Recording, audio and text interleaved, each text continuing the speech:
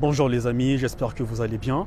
Bienvenue sur Clic-Clac, votre magazine du tout connecté. Aujourd'hui, on est à Lubumbashi, c'est au Lubumbashi Digital Story, qui est une rencontre entre les influenceurs, entre les grands groupes et les entrepreneurs qui œuvrent dans le domaine du digital pour discuter des différents challenges et trouver des solutions qui pourraient aider à faire avancer l'écosystème du numérique en RDC. On a eu un événement de ce genre à Kinshasa, c'est le Kinshasa Digital Week. Et donc, j'ai vu Thomas Stroven dans le parage et je vais donc aller le chercher pour qu'il nous parle un peu de Kinshasa Digital Week. Et juste après ça, je vais vous faire visiter des stands pour que vous puissiez un peu avoir une idée sur les startups au Grand Katanga. Donc, je vous demande de me suivre. C'est parti.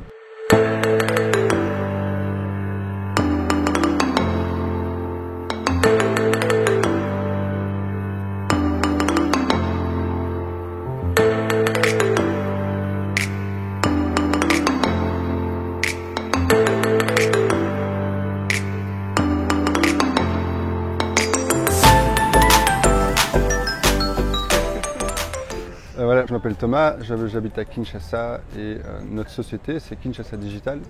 On fait des événements en Afrique et on a commencé à Kinshasa par un événement qui s'appelle Kinshasa Digital Week. On a fait cet événement dans le seul et unique but, c'était de connecter des startups et des entrepreneurs aux entreprises de Kinshasa pour voir comment est-ce qu'ils pouvaient ensemble faire du business. Parce qu'on était dans un groupe qui s'appelle Silicon Bantu, c'est un cluster de startups. Et là les startups nous ont fait part, c'était un constat général que c'est difficile de faire du business et difficile d'accéder aux décideurs dans les entreprises. Donc on a fait cette plateforme-là qui était une plateforme physique. Cette plateforme a pris plus d'ampleur parce que ça répondait à un réel besoin. Les entreprises ont besoin de cette transition numérique et n'ont pas forcément toutes les compétences en interne. Et les startups, elles, cherchaient à rentrer en contact avec ces entreprises. Donc on a fait une deuxième édition cette année passée en avril 2019, cette année-là. Et là, on a eu 1500 personnes qui étaient venues, ça a eu un grand engouement, il y a des gros acteurs qui sont venus, qui ont suivi, comme Facebook et le groupe Publicis, et puis plein d'autres qui étaient là. Il y a eu des belles répercussions, il y a Schoolap qui avait gagné notre concours de start-up, qui était approché par la Robank, par Orange. Il a levé 3 millions de dollars. Il y a Vivatech qui était venu aussi, et ils nous ont invités à Paris sur le plus gros salon tech du monde. Là, il y a eu plein aussi de partenariats qui se sont faits.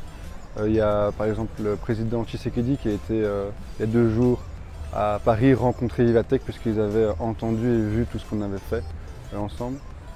Donc tu vois, c'est devenu plus qu'une connexion, c'est devenu aussi un projecteur sur nos écosystèmes qui en ont besoin, ces jeunes talents qui en ont besoin parce qu'on voit toute la créativité qu'il y a et des vraies solutions. Et nous, pourquoi est-ce qu'on est ici ? Pour 2 raisons. Moi, mon associé s'appelle Jean-Louis Mbaka et lui, il est né ici, grandi ici. Et moi, mon père est né ici à Lubumbashi. Donc ça c'était dans le plan initial, c'est de venir avec un projet concret ici à Lubumbashi. Et deuxièmement, c'est le groupe Publicis qui est venu à Kinshasa, qui a vu toute cette créativité et aussi le professionnalisme qu'avait l'événement. Ils nous ont demandé de dupliquer cet événement dans 6 villes d'Afrique. Et donc on a mis Lubumbashi en premier. On va faire un sommet régional à Kinshasa en avril 2020. Ce qu'on voulait faire depuis le début, c'est placer Kinshasa comme le hub de l'Afrique centrale. Et donc là, j'espère qu'on va pouvoir y arriver. Il y a plusieurs présidents qui vont venir, plein de médias. Donc j'espère qu'on va pouvoir montrer tous nos jeunes porteurs de projets et start-up. Voilà, donc Thomas a pu expliquer en bref de Kinshasa Digital et donc on remercie Thomas, on continue notre visite guidée. Merci Thomas. À toutes. Maintenant que vous avez une idée un peu plus claire sur Kinshasa Digital Week, allons découvrir ensemble Lubumbashi Digital Story. C'est parti.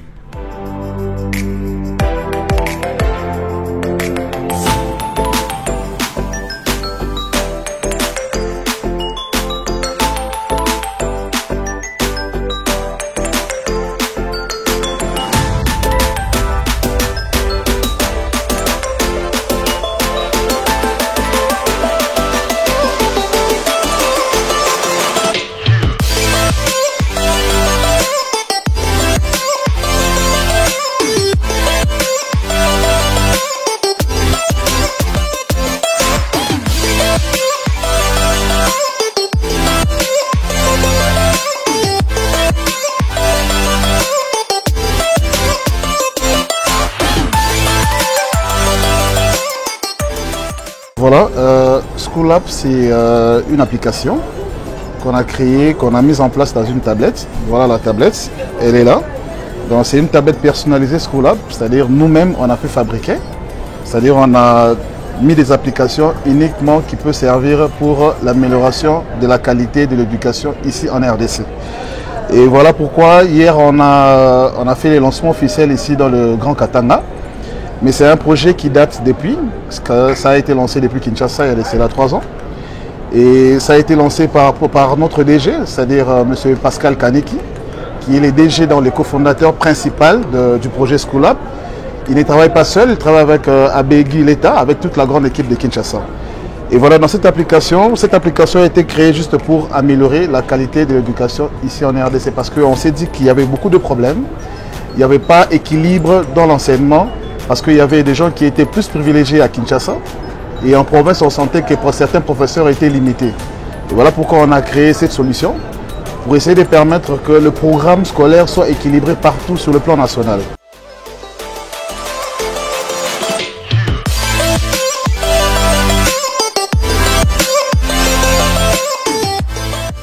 Nous sommes une entreprise qui agit dans le numérique et l'un de nos produits phares s'appelle Pharma. C'est un système qui va aider à réduire l'automédication en listant toutes les pharmacies, en délivrant des ordonnances spécialisées qui pourront aider la population à lutter contre ce fléau qui est l'automédication.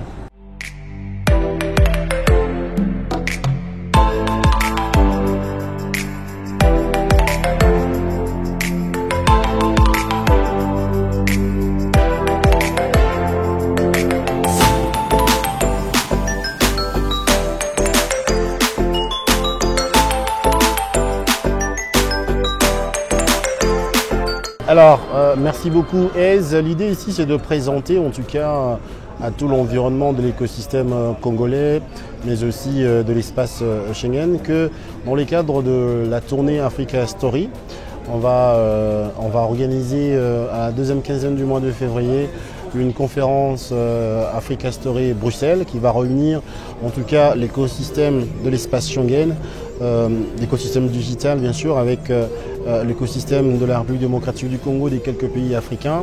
On va se réunir ensemble pour réfléchir sur d'abord le moyen des collaborations, des partages d'expériences entre l'écosystème de l'espace Schengen et celui de la République démocratique du Congo, mais aussi pour réfléchir sur les solutions innovantes par rapport aux problèmes, par rapport à l'état de lieu, par rapport aux challenges que les entreprises congolaises ont face à la compétitivité, mais aussi face à la modernité.